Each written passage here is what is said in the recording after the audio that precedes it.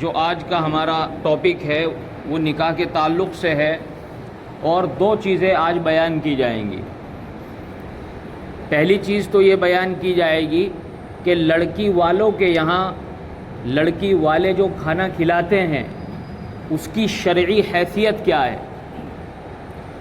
دوسری چیز جہیز شرعی حیثیت کیا ہے، جہیز کی شرعی حیثیت کیا ہے، جہیز کی گنجائش ہے یا نہیں۔ تو آج ہم اپنے پہلے عنوان یعنی لڑکی والوں کے یہاں کھانا کھانا اور لڑکی والوں کا لوگوں کو کھانا کھلانا، اس کی حیثیت شرعی اعتبار سے کیا ہے، اس کو سمجھنے کی ضرورت ہے۔ لڑکی والوں کے یہاں کھانا کھانا اور لڑکی والوں کا کھانا کھلانا یہ صرف جائز ہے، مستحب یا سنت نہیں ہے۔ بعض روایات سے مثال کے طور پر ایک بہت بڑے محدث گزرے ہیں جنہوں نے ایک کتاب لکھی 27 جلدوں میں، المعجم الکبیر للطبرانی، اور ایک کتاب ہے مصنف عبد الرزاق 30 جلدوں میں ہے، بہت بڑی کتاب ہے۔ اس کے محدث اور علامہ ابن حجر قسطلانی رحمۃ اللہ علیہ اور شیخ عبدالحق محدث دہلوی، ان تمام حضرات نے یہ ثابت کرنے کی کوشش کی ہے کہ لڑکی والوں کا کھانا کھلانا بھی ایک سنت ہے، لیکن یہ روایت کمزور روایتیں ہیں۔ محدثین نے جب ان روایتوں کا جائزہ لیا تو یہ بات نکل کر آئی کہ لڑکی والوں کے یہاں کھانا کھانے جانا سنت نہیں ہے، لڑکی والوں کا لوگوں کو کھلانا دعوت کرنا نکاح کی یہ بھی سنت نہیں ہے۔ صرف لا بأس بہ کے الفاظ ہیں، کوئی حرج نہیں ہے، جواز کے دائرے میں آتا ہے۔ کسی نے اگر دعوت کر دی تو اس دعوت میں شریک ہونا جائز ہے، نہ حرام ہے نہ سنت ہے بلکہ جائز ہے۔ اب اس کی 7 شکلیں ہمارے سامنے آتی ہیں۔ لڑکی والے جو اپنے ہاں کھانا کھلاتے ہیں اس کی 7 صورتیں ہیں جو 7 شکلیں نکل کر آتی ہیں۔ پہلی شکل یہ ہے کہ لڑکی والوں کو اللہ نے سرمایہ دار بنایا، مالدار بنایا، ان کے پاس پیسہ ہے، وہ اپنی خوشی سے اور اپنی حیثیت میں رہتے ہوئے اگر اپنی لڑکی کی شادی میں لوگوں کو بلاتے ہیں یہ جائز ہے۔ نمبر 2، لڑکی والے معتدل ہیں، نہ زیادہ ہائی لیول کے ہیں نہ بہت زیادہ غریب ہیں، بلکہ متوسط اور مڈل کلاس ہیں۔ وہ بھی اگر قرضہ لیے بغیر اور کسی کے سامنے ہاتھ پھیلائے بغیر اپنی حیثیت میں رہتے ہوئے اگر اپنی لڑکی کی شادی میں لوگوں کو بلائیں جائز ہے۔ تیسری شکل، لڑکی والوں کی کوئی حیثیت نہیں ہے، بالکل غریب آدمی ہے، مزدور اور رکشہ چلانے والے جن کے پاس بیچاروں کے 1-2 وقت کا کھانے کا بھی حساب نہیں ہوتا، دن بھر مزدوری کریں گے جبھی شام میں کھانا آتا ہے۔ ایسا انسان اگر کسی سے قرضہ لے کر کھانا کھلاتا ہے یا اس کے یہاں لوگ جاتے ہیں، یہ ناجائز اور حرام ہے، یہ یاد رکھو۔ یہ اس کو لوٹنے کے مترادف ہے، اس غریب کی جان نکالنے کے مترادف ہے۔ البتہ ایسا کیا جا سکتا ہے کہ کوئی مالدار آدمی اپنی طرف سے اپنی جیب خاص سے زکوٰۃ کا پیسہ نہ ہو، یہ بھی پوائنٹ ہے، زکوٰۃ کا پیسہ نہ ہو، اپنی طرف سے اس غریب آدمی کی لڑکی کی شادی میں کھانا دے دے، یہ جائز ہے۔ 5ویں شکل جو ناجائز اور حرام، جس کو لوگ ثواب سمجھتے ہیں، غریب آدمی ہے، اب وہ زکوٰۃ وصول کر رہا ہے کہ یہ میری لڑکی کی شادی ہے، مجھے کھانا کھلانا ہے، اس کے لیے زکوٰۃ مانگتا پھر رہا ہے، اور لوگ بھی زکوٰۃ دے رہے ہیں اسے کھانا کھلانے کے لیے۔ یاد رکھو، نہ تو زکوٰۃ ادا ہوگی اور اس شخص کے لیے زکوٰۃ کے پیسے وصول کرنا ناجائز ہے، حرام ہے۔ لڑکی کو کوئی سامان دینا ہے، اس کے لیے اس کو زکوٰۃ کے پیسے دیے جا سکتے ہیں، وہ بھی اس کے ماں باپ پر کے ہاتھ میں پیسے دے دیے جائیں یا سامان دے دیا جائے اور اس کو مالک بنا دیا جائے کہ یہ آپ کا ہے، لیکن اس کھانے سے، زکوٰۃ کے کھانے سے کھانے کا انتظام کرنا یہ ناجائز اور حرام ہے، اور اس میں شریک ہونا بھی ناجائز ہے۔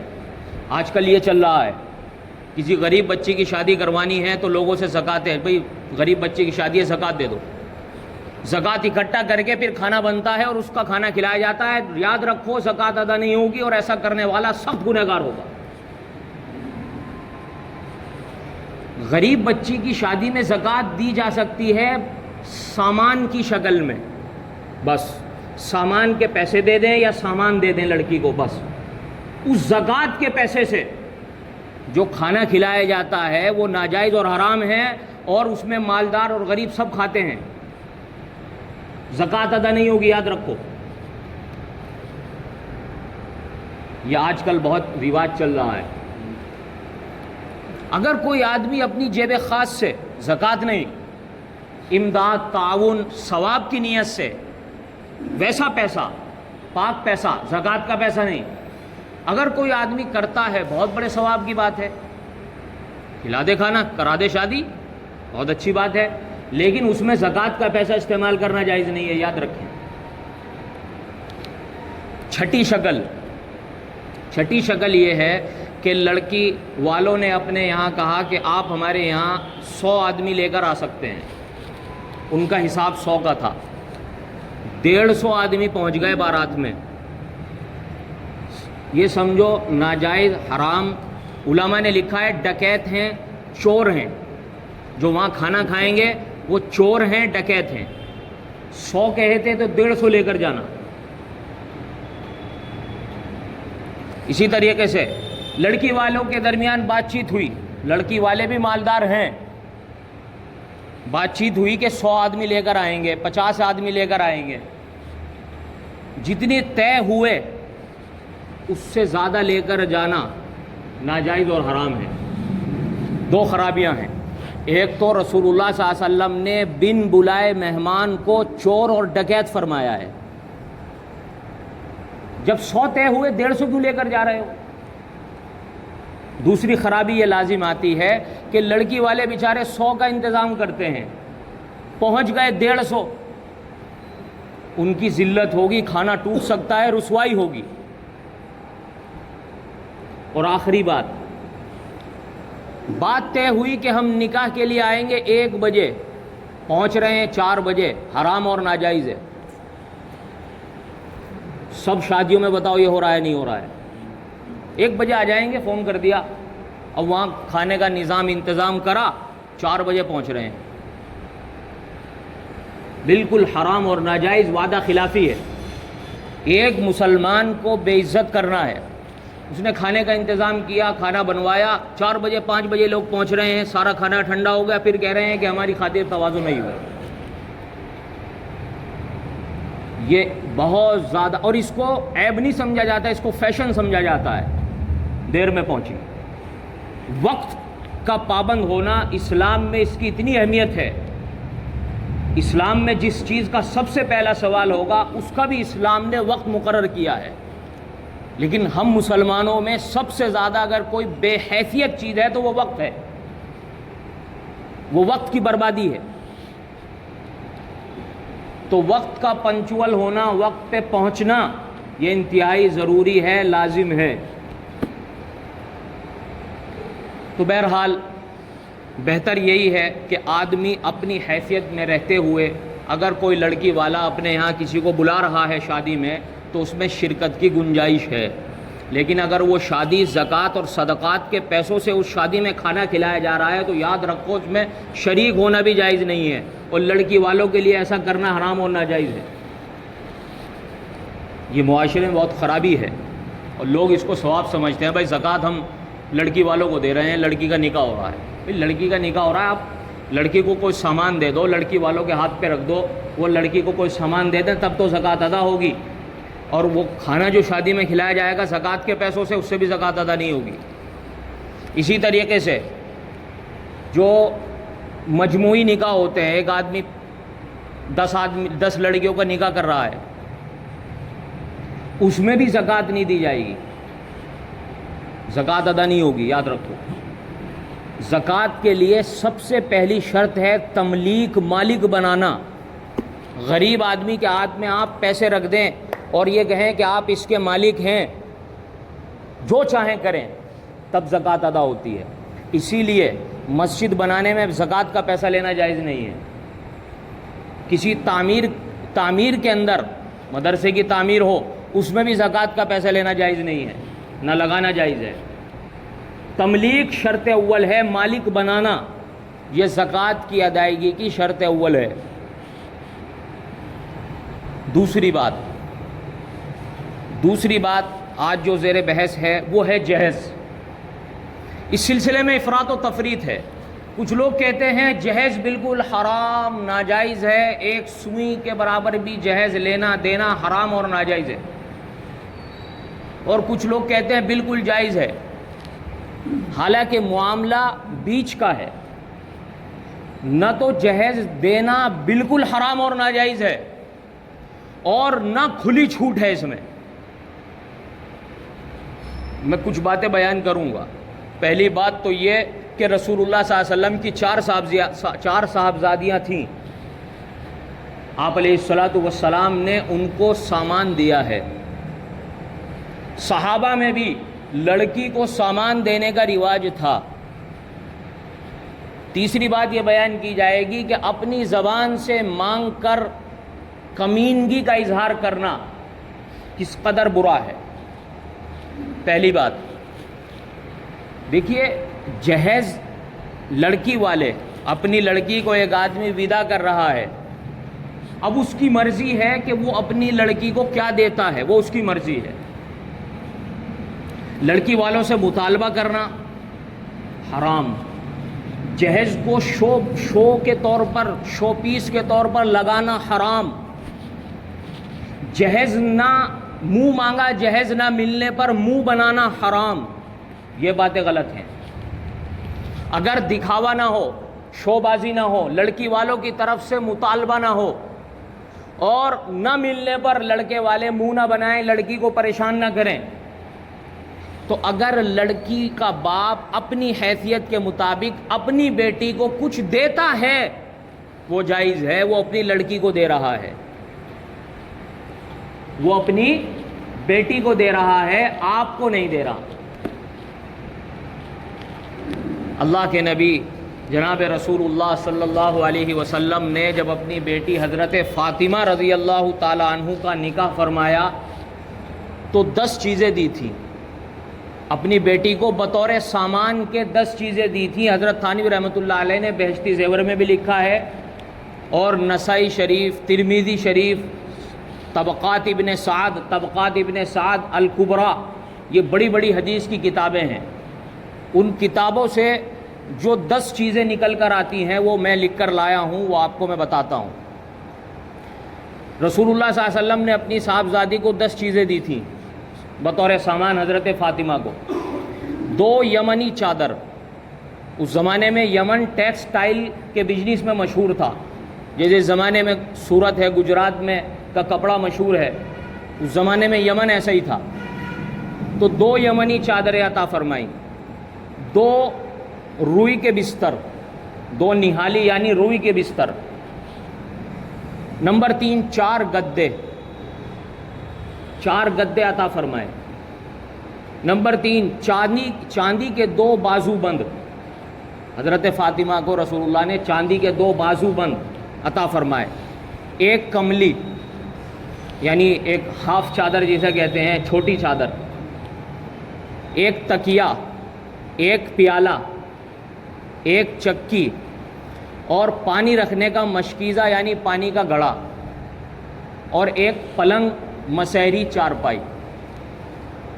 یہ 10 چیزیں رسول اللہ صلی اللہ علیہ وسلم نے اپنی صاحبزادی حضرت فاطمہ رضی اللہ تعالی عنہا کو دی تھی، لیکن اس میں نہ حضرت علی کی طرف سے کوئی مطالبہ تھا، نہ اس کو سجا کر شوکیس کے طور پر یا نمائش کے طور پر رکھا گیا تھا، نہ ایسا ہوا کہ کمی بیشی ہونے پر حضرت علی نے منہ بنایا ہو اور حضرت فاطمہ کو پریشان کیا ہو، ایسا بھی نہیں تھا۔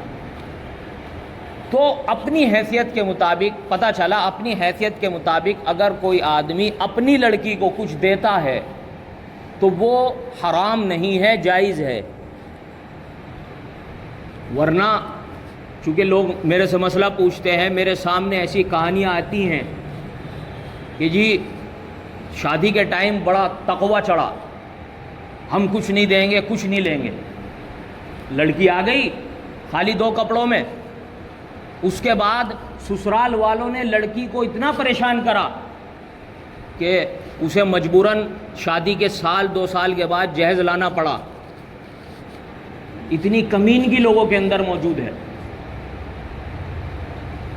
اس وجہ سے اگر آپ کا بیٹا ہے، آپ کی حیثیت اللہ نے آپ کو دیا ہے، آپ خود لا کر اس کا سامان رکھیں، بیٹا خود لا کر رکھے، وہ الگ بات ہے، لیکن جب آپ اپنی بیٹی کو رخصت کریں تو یاد رکھیے گا کہ خالی 2 کپڑوں میں رخصت کر دینا یہ شریعت اس کا نام نہیں ہے، یہ سنت نہیں ہے۔ اور سے لوگ کیا کرتے ہیں، ارے ہم تو اپنی بیٹی کا سنت کے مطابق کریں گے اور 2 کپڑوں میں اسے بیاہ دیا، پھر سسرال میں جا کر اس کی جو گت بنتی ہے اور تانے سننے کو ملتے ہیں، کیا لے کر آئی تھی تو، اپنے باپ کے گھر سے کیا لے کر آئی، زبان چلا رہی ہے، وہ تانے لڑکی کو سننے پڑیں گے۔ ایسے مسئلے اور ایسے فون آتے رہتے ہیں میرے پاس، اب کیا کیا جائے؟ میں نے کہا آپ نے شریعت کو غلط سمجھا ہے، شریعت نے یہ ہرگز نہیں کہا تھا۔ آپ لڑکے والے ہیں، آپ جہیز نہ لیں، اچھی بات ہے، لیکن اگر لڑکی والے ہیں تو آپ اپنی بیٹی کو دیں تاکہ سسرال میں جا کر اس کی عزت بنے، یہ کہتی ہے شریعت۔ دوسری بیٹی آپ علیہ الصلوۃ والسلام کی سب سے بڑی بیٹی حضرت زینب تھی، ان کو بھی حضرت اللہ کے نبی صلی اللہ علیہ وسلم کی جو زوجہ حضرت خدیجہ رضی اللہ تعالی عنہ، انہوں نے کچھ دیا تھا شادی کے موقع پر، ایک قیمتی ہار دیا تھا، بخاری شریف کے اندر روایت ہے۔ غزوہ بدر میں جب 70 قیدی قید ہوئے تو رسول اللہ صلی اللہ علیہ وسلم کے داماد حضرت ابو العاص بعد میں مسلمان ہو گئے تھے، ان کو بھی قیدی بنا لیا گیا۔ اب یہ طے ہوا کہ فدیہ لے کر، یعنی کچھ مال لے کر ان قیدیوں کو چھوڑا جائے۔ حضرت ابو العاص کو چھڑانے کے لیے حضرت زینب رضی اللہ تعالیٰ عنہ مکہ مکرمہ میں ہیں، رسول اللہ کی بیٹی ہیں، انہوں نے اپنا ہار جو حضرت خدیجہ کا تھا، اور انہوں نے حضرت خدیجہ نے شادی کے موقع پر اپنی بیٹی حضرت زینب کو دیا تھا، وہ بھیجا۔ جب وہ ہار رسول اللہ صلی اللہ علیہ وسلم کے سامنے آیا تو آپ کو حضرت خدیجہ کا زمانہ یاد آ گیا، اور آپ کی روتے روتے سسکیاں بند گئیں، آپ رونے لگے، آنسو بھر آئے آنکھوں میں، اور آپ نے صحابہ سے کہا کہ مجھے مشورہ دو، یہ میری بیٹی کا ہار ہے اور میری زوجہ کی یادگار ہے، اس کی ماں کی یادگار ہے، اگر آپ لوگ اجازت دیں تو میں اس کو واپس کر دوں اور بغیر فدیے کے ابو العاص کو چھوڑ دوں۔ اب آپ علیہ الصلوۃ والسلام کے پاس تو مکمل اتھارٹی اور مکمل پاور تھی، آپ کو مشورہ کرنے کی ضرورت کیا تھی؟ لیکن نہیں، بتایا یہ ہے اسلام کا اعتدال، اسلام کی تعلیم یہ ہے کہ آپ اپنے ماتحتوں سے مشورہ کر رہے ہیں۔ آپ نے مشورہ کیا، صحابہ نے بخوشی کہا کہ یا رسول اللہ ہم سے پوچھنے کی بھی ضرورت نہیں، آپ دے سکتے ہیں۔ پھر آپ نے حضرت ابو العاص کو اس شرط پر رہا کیا کہ جا کر میری بیٹی زینب کو بھیجو گے، اور وادی یاجوج ایک جگہ ہے مکہ مکرمہ سے 8 میل کے فاصلے پر، وہاں پر آپ نے 2 صحابہ کو بھیجا، حضرت زید بن حارثہ جو آپ کے منہ بولے بیٹے بھی تھے، اور ایک صحابی اور تھے، ان کو بھیجا کہ زینب کو وہاں سے لے کر آؤ۔ لیکن جب حضرت زینب مکہ سے چلیں تو 2 کافر کمبخت پیچھے پڑ گئے۔